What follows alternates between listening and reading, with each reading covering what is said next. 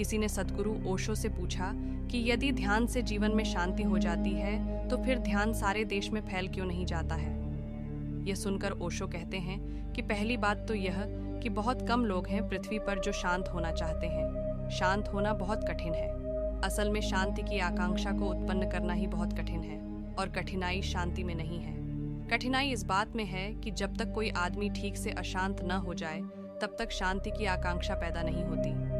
पूरी तरह अशांत हुए बिना कोई शांत होने की यात्रा पर नहीं निकलता है और हम पूरी तरह अशांत नहीं हैं। यदि हम पूरी तरह अशांत हो जाएं तो हमें शांत होना ही पड़े, लेकिन हम इतने अधूरे जीते हैं कि शांति तो बहुत दूर, अशांति भी पूरी नहीं हो पाती। हमारी बीमारी भी इतनी कम है कि हम चिकित्सा की तलाश में भी नहीं निकलते। जब बीमारी बढ़ जाती है तो चिकित्सक की खोज शुरू होती है, लेकिन हम बचपन से ही इस भांति पाले जाते हैं कि हम कुछ भी पूरी तरह नहीं कर पाते। न तो हम क्रोध पूरी तरह कर पाते हैं कि अशांत हो जाएं, न ही चिंता पूरी तरह कर पाते हैं कि मन व्यथित हो जाए, न हम द्वेष पूरी तरह कर पाते हैं, न घृणा पूरी तरह कर पाते हैं कि मन में आग लग जाए और नर्क पैदा हो जाए। हम इतने कुनकुने जीते हैं कि कभी आग जल ही नहीं पाती और इसलिए पानी खोजने भी हम नहीं निकलते जो उसे बुझा दे।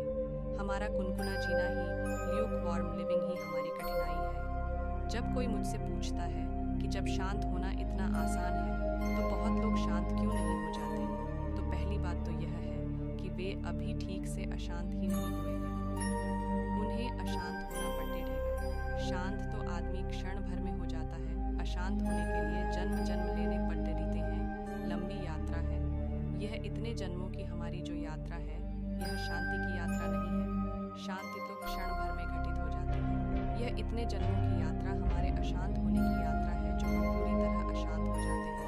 जब अशांति की चरम अवस्था आ जाती है, क्लाइमेक्स आ जाता है, तब हम लौटना शुरू करते हैं। बुद्ध एक गांव में गए और जो आज मुझसे आपने पूछा है, एक आदमी ने उनसे भी आकर पूछा और उस आदमी ने उनसे कहा था कि 40 वर्षों से निरंतर आप गांव गांव घूमते हैं, कितने लोग शांत हुए, कितने लोग मोक्ष गए, कितने लोगों का निर्वाण हो गया, कुछ गिनती है, कुछ हिसाब है।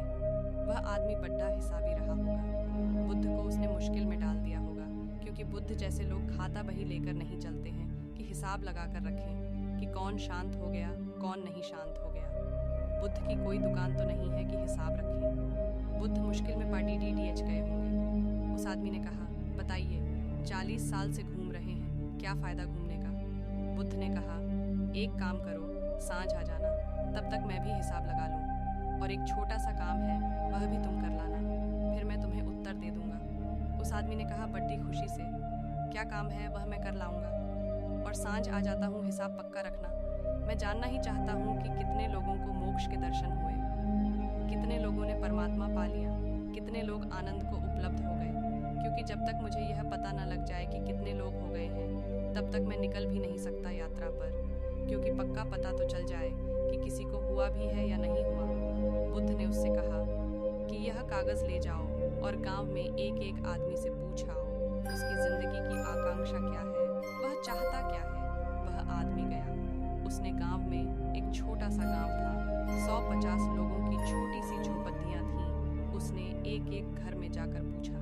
किसी ने कहा कि धन की बहुत ज़रूरत है, और किसी ने कहा कि बेटा नहीं है, बेटा चाहिए, और किसी ने कहा और सब तो ठीक है लेकिन पत्नी नहीं है, पत्नी चाहिए। किसी ने कहा और सब ठीक है लेकिन स्वास्थ्य ठीक नहीं रहता है, बीमारी पकड़े रहती है, इलाज चाहिए, स्वास्थ्य चाहिए।